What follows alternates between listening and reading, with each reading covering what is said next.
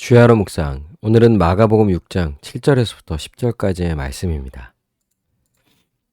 우리가 어제 예수님이 고향에서 배척받으시는 장면을 함께 나누었었죠. 그러니까 앞으로 우리가 이제 살펴볼 이 마가복음의 6장의 내용을 볼 때 좀 분명히 이해할 것은, 그러니까 예수님도 이 세상에서 배척을 받으셨다는 거예요.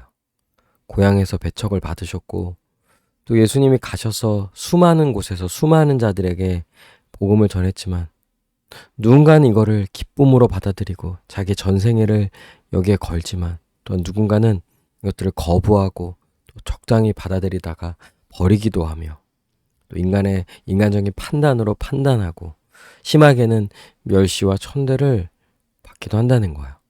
그러니까 예수님이 그런 일들을 당하신 거죠. 그러니까 이걸 생각한다면 예수님께 보냄을 받은 우리 또 제자들에게 일어날 일이 어떤 것인지를 우리는 어느 정도는 예측할 수 있는 거야.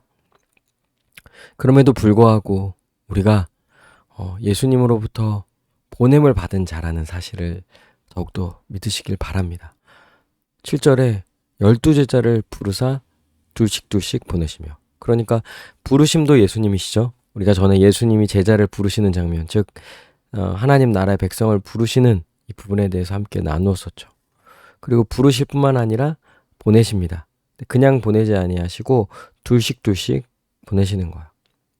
그리고 보내실 때 그냥 보내시지 아니하고 더러운 귀신을 제어하는 권능. 이거는 이제 예수님이 가지셨던 권능이죠. 신적 권능. 그런데 놀랍게도 이 권능을 제자들에게 주시는 거예요. 왜요? 그들로 하여금 귀신을 내쫓고 제어하고 그 귀신에게 사로잡힌 자들을 건져내는 이런 구원의 역사를 일으키고자, 그거를 감당하고자 이와 같은 권능을 주신 것이죠. 또한 이 권능을 주셨을 뿐만 아니라 또 보냄을 받은 자로서 마땅히 해야 할 것을 말씀해 주시는데요. 8절에 명하시되 여행을 위하여 지팡이 외에는 양식이나 배낭이나 전대의 돈이나 아무것도 가지지 말며. 이 부분을 보면 굉장한 표현인 거예요. 여행을 가면 기본적으로 갖고 있어야 하는 것들이 많이 있죠. 근데 지팡이 외에는 아무것도 챙기지 말라라는 거예요. 사실 이게 쉽지 않은 거일 거예요. 왜냐면 거처가 있는 것도 아니고 전도 여행이잖아요. 여행 가운데 뭘 숙소를 정하지도 않고 필요한 것들 미리 대비하지도 않은 그런 여행을 간다 치면 어떻습니까? 벌써 걱정과 염려가 들 수밖에 없겠죠? 그런데 지팡이 외에는 그 어떤 것도 준비하지 않아도 된다라는 거예요. 아무것도 가지지 말아야 된다라고 분명히 말씀하십니다. 신만 신고 두 벌 옷도 입지 말라 하시고 아주 최선의 준비까지도 염두에 두시면서 말씀하시는 것 같아요. 그러니까 아무것도 준비할 게 없고 오로지 주님이 공급하여 주실 것을 믿고 믿음으로 나아가라라는 이런 내용입니다. 근데 10절에 보니까 또 이르시되 어디서든지 누구의 집에 들어가거든 그곳을 떠나기까지 거기 유하라. 그러니까 보니까 그럼 결국 이 피로가 주님이 주시는 건데 어떻게 공급해 주십니까? 바로 이 제자들을 이제 받아들이는 자, 이 제자들이 전한 이 복음을 듣고 회심하고 구원받은 자, 즉 교회가 된 자, 이들을 통하여서 모든 필요를 공급받으라는 거야. 그래서 제자들도 보냄을 받아 복음을 전하는 가운데 누군가의 집에 들어가 유숙할 수 있는 거죠. 잘 수 있는 거야. 그런데 그 지역에서 머물 때 그 집에 계속 있어야 되는데 또 다른 더욱 부자라든지 더 집이 좋은 사람들이 와서 또 자신의 집에 와서도 쉬라고 하면 보통 이제 인간적인 마음에서 어디 가고 싶겠습니까? 당연히 크고 더 좋은 데겠죠. 그러나 그런 걸 가지고 집을 옮기지 말라라고 분명히 성경이 말해주고 있습니다. 누구의 집에 들어가거든 그곳을 떠나기까지는 거기 유하라. 그러니까 그곳을 떠나기까지는 그 자리에 머물러서 그 모든 것들을 이제 감당해 나가야 하는 것이죠. 그러니까 예수님은 주님만을 의지하여 복음을 전하게 하시는 거죠. 제자들을 세우시고 보내실 때 그냥 보내시지 않으셨죠. 그들에게 권능을 주셨어요. 그리고 또한 모든 필요한 것들을 공급해 주실 것을 약속해 주신 거예요. 근데 결국 이렇게 하심은 예수님이 또 이들을 통하여서 계속해서 이 구원의 역사를 진행하시려는 거죠. 또한 제자들은 예수님께 권능과 모든 필요한 것을 공급받기 때문에 오직 전적으로 예수님만을 의지해야 하는 거예요. 그분을 의지함으로 맡겨진 사역을 감당해야 하는 것이죠. 이 사역으로 인하여서 다른 데 마음을 두는 것이 아니라, 또한 지금 형편과 어떤 상황과 상관없이 오로지 예수님만을 의지하고 그 예수님이 또 주시는 것, 주어지는 것에 대해서 감당하며 그 사역을 감당해야 하는 것이죠. 그러니까 우리는 다 예수님의 부름을 받았습니다. 우리 교회, 우리 구원받은 자들, 예수님을 믿고 있다면 그들은 다 예수님의 부름을 받았고요. 또한 보냄을 받은 제자라는 거예요. 제자는 뭡니까? 예수님이 가셨던 길, 스승이 가셨던 그 길을 따라가는 거예요. 그렇게 살아내는 거예요.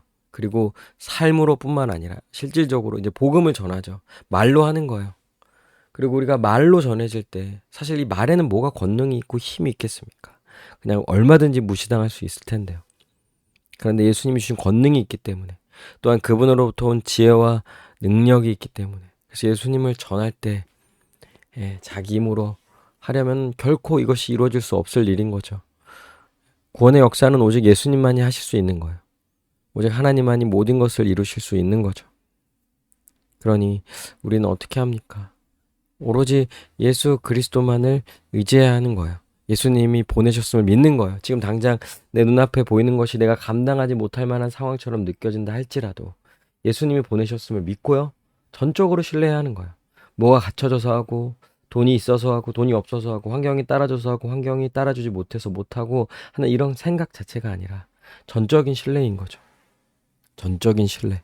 자기 힘을 완전히 빼고 자기 상황을 고려하기보다 오직 예수님만을 더욱 중심에 두고 예수님을 의지함으로, 또 예수님을 신뢰함으로 우리는 이 사역을 감당해야 하는 것이에요. 그러면 반드시 놀라운 열매를 맺게 되는 거야. 우리의 힘이 아닌, 자기의 힘이 아닌 오직 예수 그리스도를 힘입어 그분의 권능을 힘입어 그분을 의지함으로 나아가야 하는 것이죠. 그것 신자로서 마땅히 해야 할 바입니다. 우리 함께 기도합시다. 사람의 말이 아니라 오직 예수님이 주신 권능을 가지고 주님의 복음을 담대히 전하게 하시고 구원의 역사가 계속해서 나타나게 해달라고 이 시간 함께 기도하시겠습니다.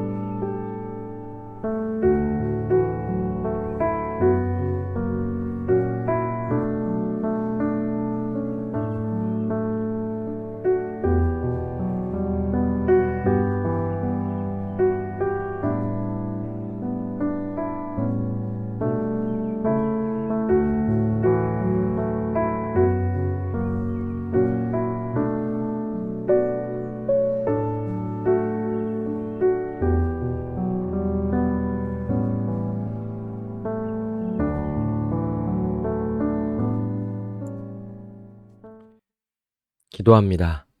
오직 예수님이 주신 그 권능을 가지고 이 세상 속에서 힘있게 살아가고 복음을 전하고 구원의 역사를 계속 일으키는 그런 주님께 영광 돌리는 삶을 살게 하여 주시옵소서. 감사드리며 예수님의 이름으로 기도합니다. 아멘. 오늘도 주님 안에서 승리하는 복된 하루 되시기를 바랍니다.